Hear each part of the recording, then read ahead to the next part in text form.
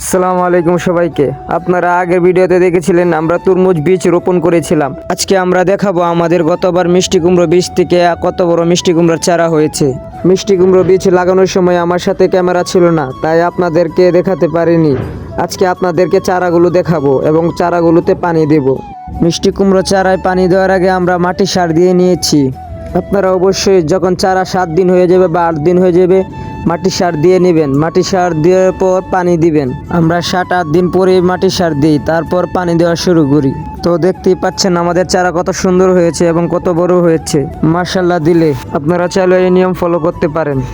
মিষ্টি কুমড়োর মাঝে পানি দিতে দিতে খেয়াল করলাম আমাদের তরমুজ বীজ থেকে চারা অঙ্কুরিত হচ্ছে, দেখে অনেক ভালো লাগলো। আগামী ভিডিওতে আপনাদেরকে দেখাবো তরমুজ বীজ থেকে কত বড় বড় চারা হলো ইনশাআল্লাহ। কৃষি সম্পর্কে ভিডিও পেতে আমার ইউটিউব চ্যানেলকে সাবস্ক্রাইব করুন এবং আমার ফেসবুক পেজকে ফলো করুন। সবাইকে আসসালামু আলাইকুম, আপনারা সবাই ভালো থাকবেন।